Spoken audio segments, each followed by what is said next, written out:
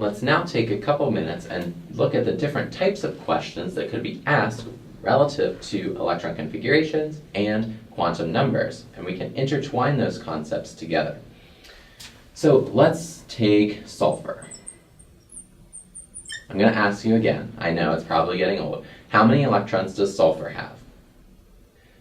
Sulfur has 16 electrons. So we're going to build out our diagram as we have before.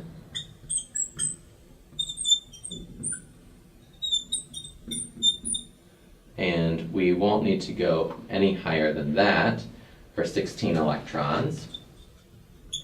2, 3, 4, 5, 6, 7, 8, 9, 10, 11, 12, 13, 14, 15, 16. So we can write this out in linear fashion. 1s2, 2s2, 2p6, 3s2, 2, 3p4. So we have those two unpaired electrons here in sulfur. So I can start to ask you questions about the electron configuration and how you arrived at this particular drawing. Things like circle the 8th and 9th electron that you've added. And that tells me whether or not you understand Hund's rule. Because if I count up 1, 2, 3, 4, 5, 6, 7, 8, 9, I must circle 2 electrons in different orbitals, right? So, and it can be 2 electrons, something like that. Actually, the electron that I circle would have to be the same spin. Again, because Hund's rule said that all of the electrons that we add individually have the same spin, so then all the electrons that we add a second time must have the same spin. So I could circle the 2 as I did here, or I could circle these 2, or I could circle these 2. It doesn't matter, but I just need to circle 2 orbitals having the same spin in different orbitals within the 2p subshell. Thinking about quantum numbers, I could ask you what a possible quantum number set is for the electron that I've just boxed here. And why don't you give it a try? Try to identify from this list a possible set of quantum numbers that is possible for this electron. The electron is in the 3p subshell, so we know that n will equal 3, L will equal 1, and then m sub L can either be -1, 0, or +1. And any one of those values is possible. So there are 3 answer choices that we could choose from here. And then m sub s, my spin quantum number, would either be +1/2 or -1/2, and here we'll say +1/2. So again, it could be either plus or -1/2, so we technically have total possible quantum number sets of about 6 different possible answers here. And one of them is sufficient for credit on a homework, an exam, or whatever it may be. This next question gets a little bit trickier. So what if I ask you what is the maximum number of electrons within the sulfur atom that have m sub L value equal to 0 in the ground state? So to do that, we need to know the electron configuration and understand the relationship of these orbitals to quantum numbers. So I'm going to write this out a little bit bigger here so that we can actually work with the numbers.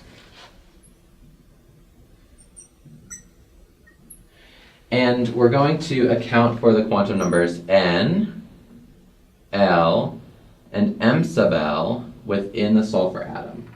And we're going to count the number of electrons in each of those spaces.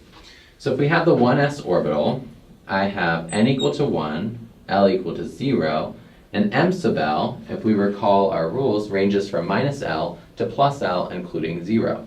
So it would have to be 0 here.